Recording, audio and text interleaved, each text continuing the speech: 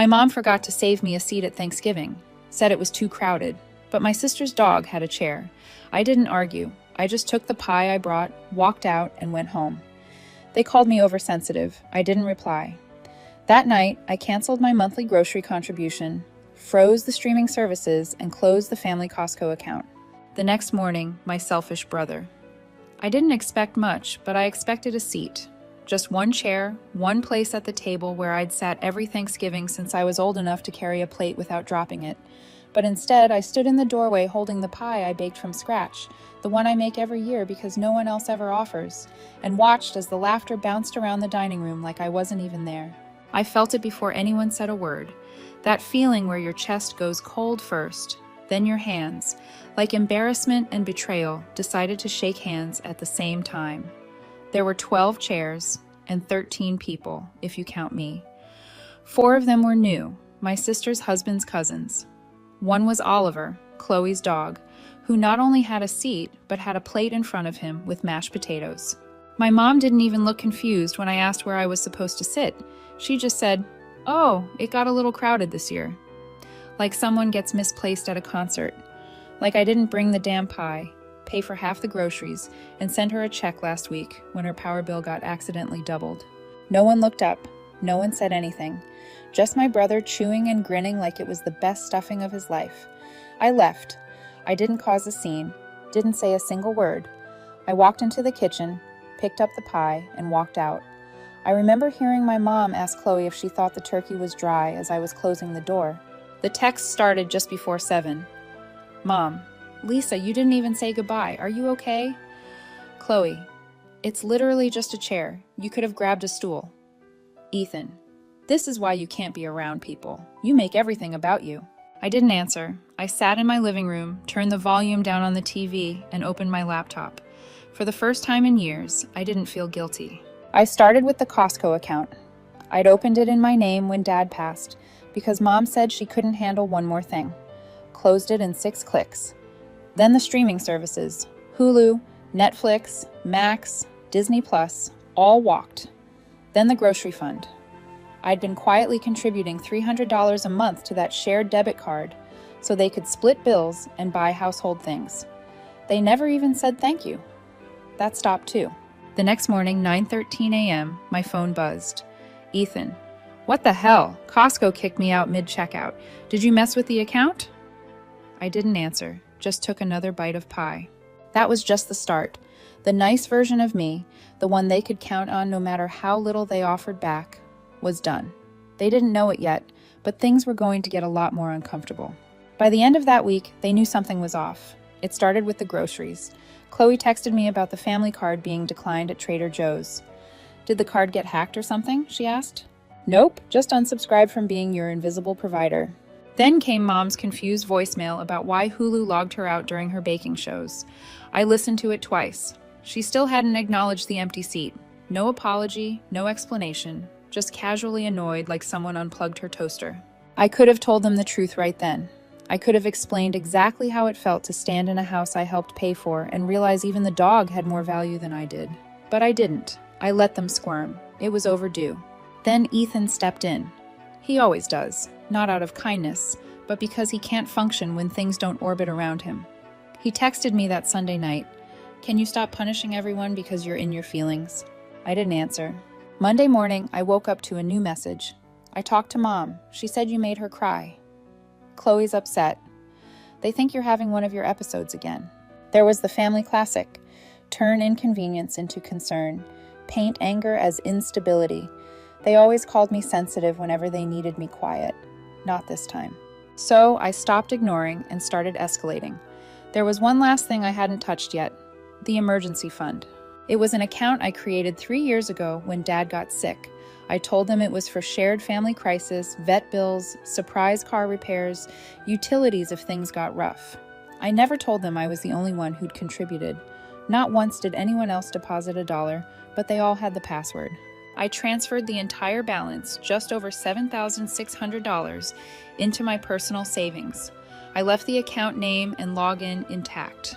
I wanted them to log in and see the ghost town they left behind. And right on cue, I got a call from Chloe. Wednesday evening. Did something happen to the emergency account? I let it go to voicemail. She texted again 2 hours later. We needed to pay for Oliver's surgery next week. Mom said you might have moved the money. No response. Thursday morning, Ethan tried calling, then texting. Lisa, this is seriously messed up. That fund was for everyone. You can't just empty it. But I could, and I had. And maybe they'd finally start realizing that I wasn't the backup generator they could plug into every time they forgot to be responsible. Later that night, I got a DM from someone I didn't expect. It was Megan, Ethan's ex. We hadn't talked in almost 2 years. Hey, random question. Did your brother seriously tell your boyfriend that you're bipolar? I stared at the message for a long time, and just like that, it became clear. They weren't just panicking. They were retaliating. They wanted their free ride back. And since I cut the cord, they went straight to sabotage. What they didn't know was that my boyfriend had been acting cold for days. Short replies, dodging plans. Now I knew why. They'd planted a lie, and it was working. When I saw Megan's message, something inside me shifted, like ice cracking underfoot. I knew my family could be petty, but going to my boyfriend with lies about my mental health, that was new. That was war. I replied fast. Megan didn't hold back. Ethan told him you were cycling again and that Thanksgiving was just another crash. Said you did this all the time. Pull away, then make yourself the victim. I asked her why she was telling me this. Because he did the same crap to me when I left. Told everyone I was unstable. I should have warned you sooner. I thanked her and called Sam, my boyfriend. He didn't pick up. That night was long. I kept replaying the last few days. The way Sam had been quieter, the way he skipped our Wednesday dinner, the short texts that ended conversations instead of continuing them. It all made sense now. They got to him. I sent him one message. I know what Ethan told you. I need you to ask yourself if anything he said actually matches how I've treated you. If you believe them, I won't fight it. But if you're unsure, talk to me, not them. He didn't respond that night or the next day. Meanwhile, the family group chat lit up like a fire alarm. Mom finally cracked. Lisa, enough is enough. We need to talk. You're hurting everyone. Whatever you think we did, I'm sure it wasn't intentional. I didn't reply. They were losing their grip and they could feel it. Chloe tried next. Please, can we just have a call? This is getting out of hand. Mom's been crying. Ethan's furious. I know it wasn't perfect, but we're family. That word didn't hold the same weight anymore. Friday night, Sam finally messaged back. I don't know what to think. He made it sound serious. I asked if we could talk in person. He agreed. Saturday morning, he came over, arms folded, guarded. I didn't try to break the tension right away. I just opened my phone and showed him my financial records. The grocery contributions, the streaming payments, the emergency fund history. The whole story laid bare. How I'd been funding the family quietly for years. How they dismissed me like furniture on a holiday, and how I chose to step away. Then I showed him Megan's messages. He didn't speak for a while, but when he finally did, his voice was different. They said you'd spin it like this. I swallowed that like poison. I told him to go, that if he needed to believe them, then I wouldn't stop him. But if he ever remembered who I really was, he could reach out. Once he left, I broke down for the first time since Thanksgiving. Not because of him, because I realized how much damage they'd done with just a few lies. But what they didn't realize is I still had one card left to play. I had never exposed what I knew, never used what I had. He'll know. By Sunday, I'd stopped crying. Something else had taken over, a kind of cold clarity I hadn't felt in years. They hadn't just pushed me too far. They lit the fuse and stood there watching with popcorn. And Sam. He hadn't texted again. I didn't expect him to, but I knew if he really knew me, he'd come back. I started thinking not about what they did, but what they depended on. Not the petty stuff, the logins and memberships, but the things they didn't realize I still controlled, like the house. 3 years ago, after Dad died and the mortgage was suddenly unmanageable, I offered to take it over. I had better credit, no kids, and a solid income. The plan was simple. I'd buy the house in my name. They'd live there, and I'd rent it to them at a low rate. I didn't even charge them the full payment, just enough to make it feel mutual. They called it generous. Then they called it normal. Then they forgot I owned it, until I changed the locks. I waited until they were all out. Sunday night dinner at Aunt Carol's. I drove over with a locksmith I'd hired off Thumbtack. I had the deed in my glove box. 40 minutes later, every keyhole on the property was new. Then I left a note taped to the door. This property is no longer available for disrespect.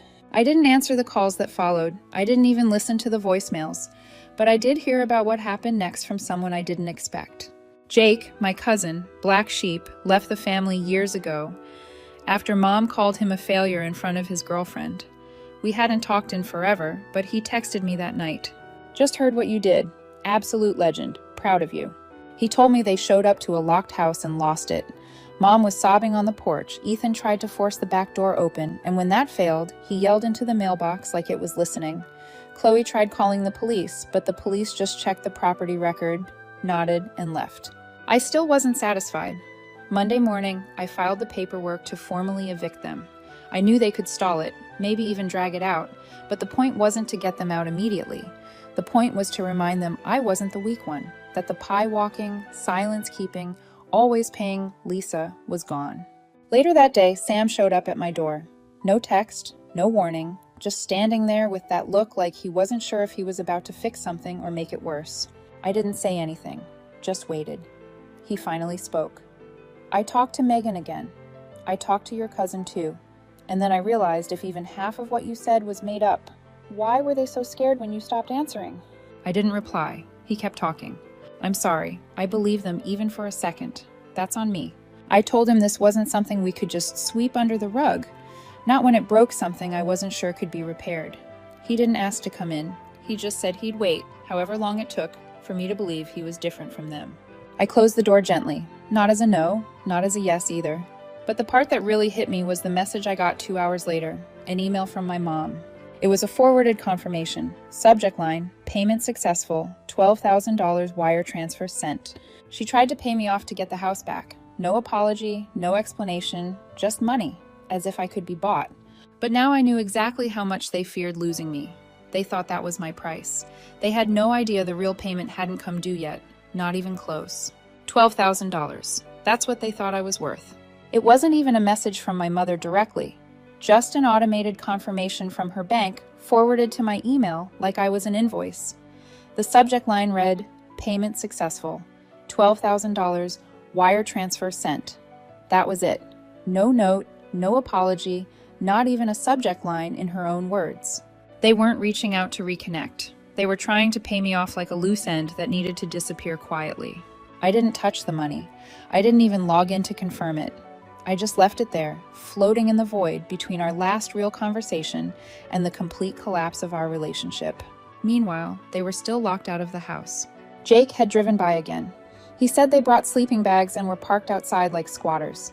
Ethan pacing in a hoodie and gym shorts. Chloe holding Oliver like a baby.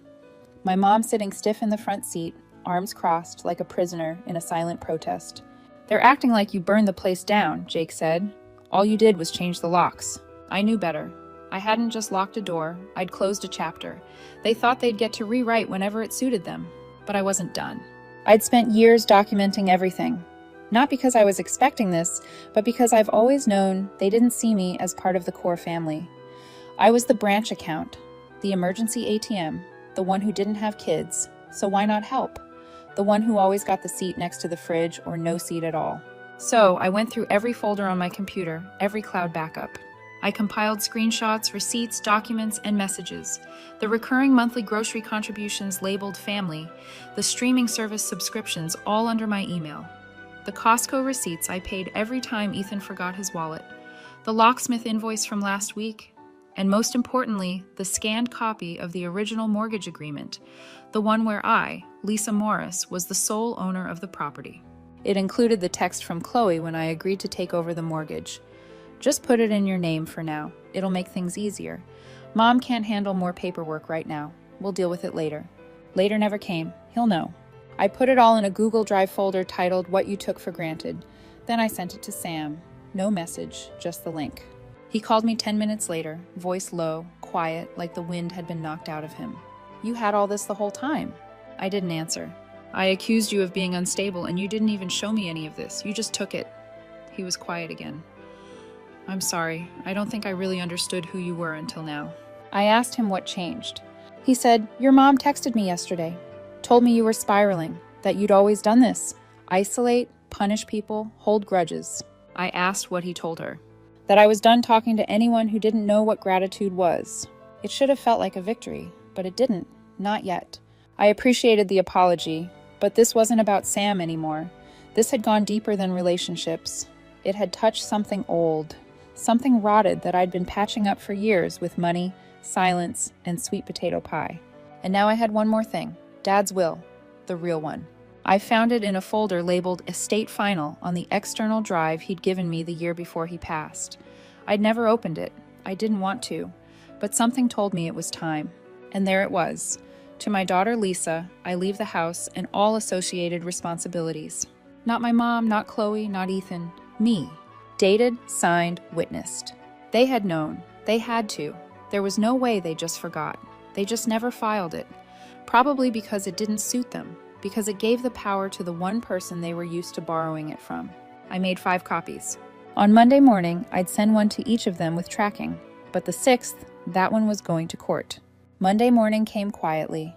No texts, no calls, just silence.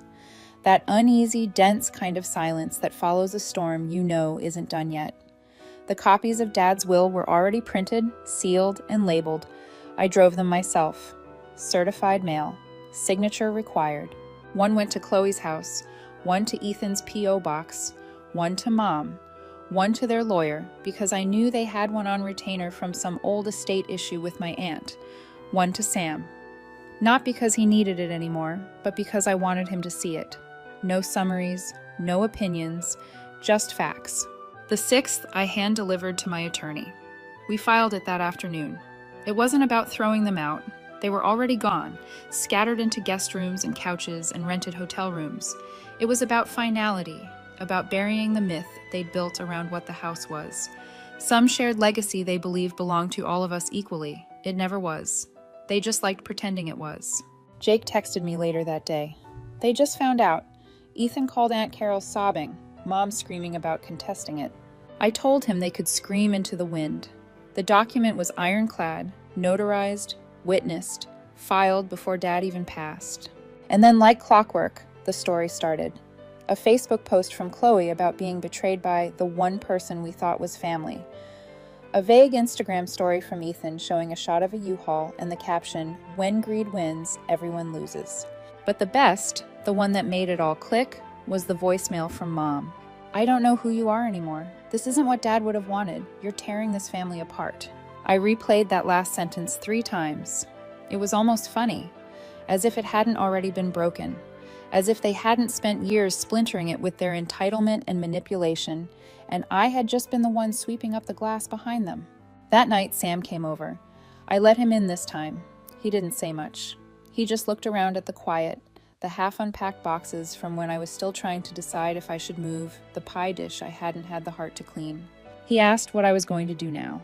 I told him, live. He nodded and asked if he could help clean up. I let him, not because I needed the help, but because it felt like the first real thing between us in weeks. Something small, honest. As we packed away the leftover mess, my phone buzzed again. Another message from Ethan. "Hope the house keeps you warm when you're alone." I stared at the screen for a second, then deleted it. Because here's what they never understood. I was never alone. They were just loud. And now finally they were quiet.